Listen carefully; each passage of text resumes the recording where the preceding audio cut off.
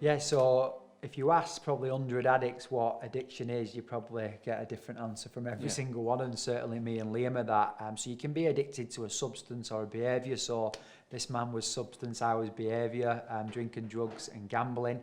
For me, addiction is a compulsive behaviour that's impossible to stop without professional help and support. And the reason I say that is because the number of times we both tried on our own and it was just impossible. I don't know many addicts who are in recovery who have done it on their own.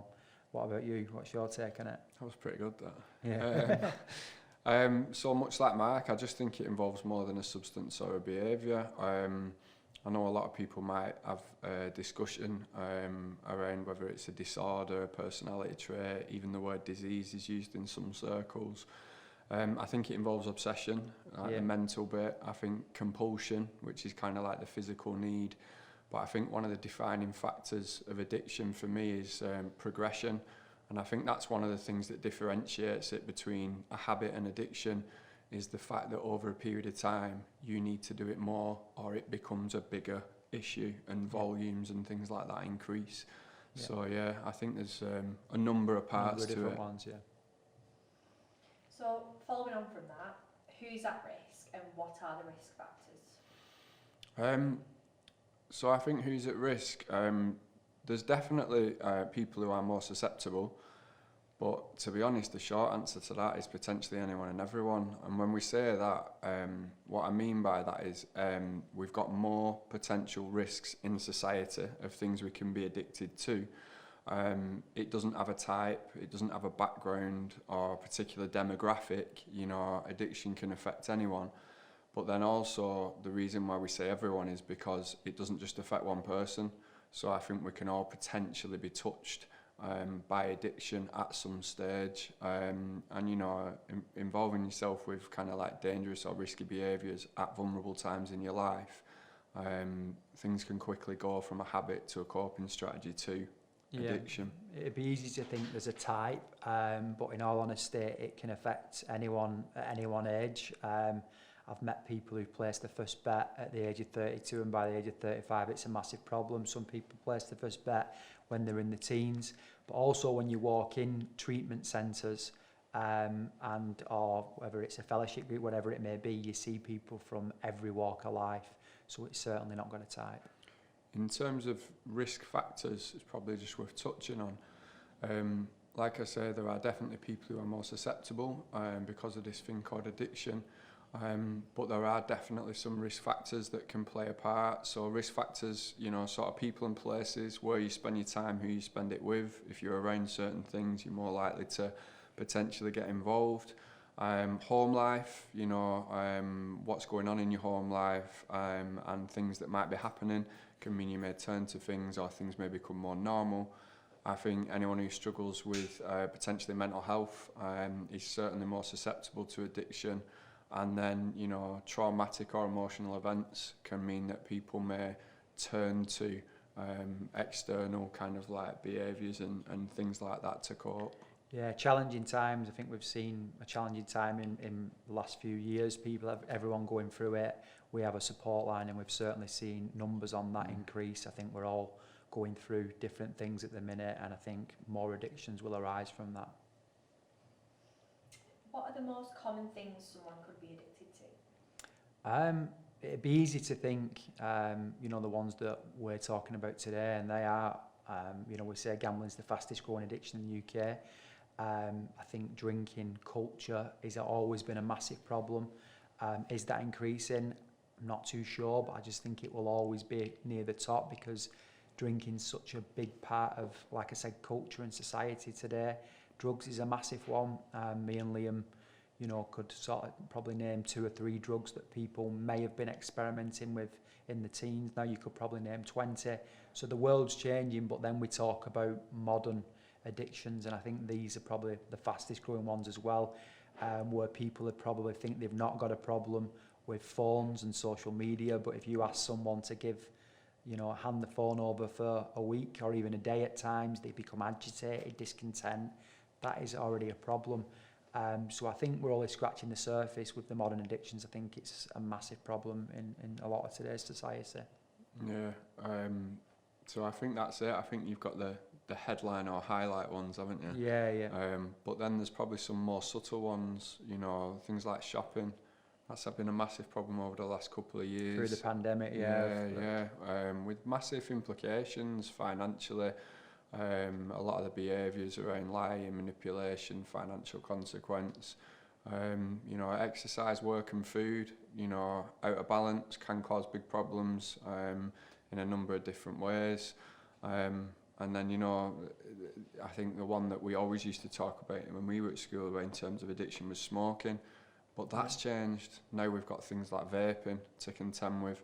The list is long, probably far too long for this session, but the list is very long. Yeah, there's much more to be addicted to in this generation than when certainly we were a bit younger. So, following on from that, what are the warning signs of addiction? There's probably a few.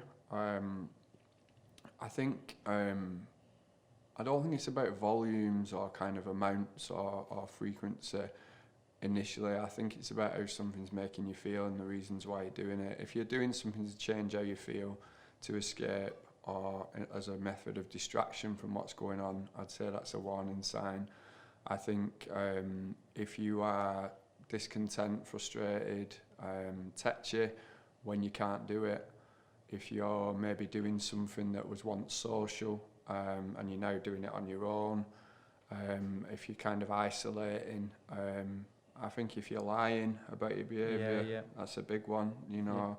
And I think if you're, say for example, you're making sort of internal commitments where like I'm going to stop or I won't do it Monday to Friday or whatever, and you seem to be breaking those over and over, I'd say there's a few red flags. Yeah, I think that. On that last one, a big one is if you try and stop and you can't stop, that's a big warning sign.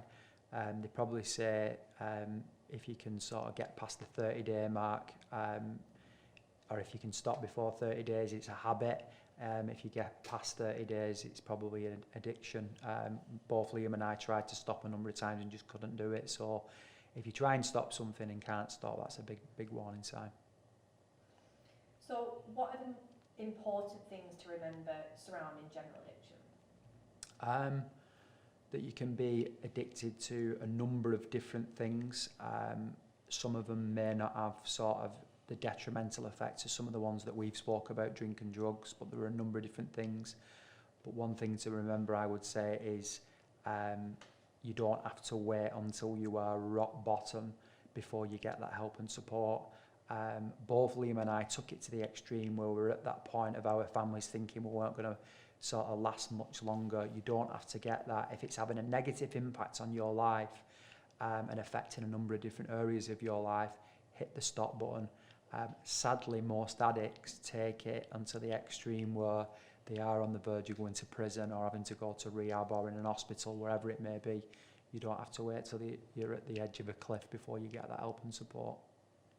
And I think maybe just remember that addiction might not look like what you expect. Yeah.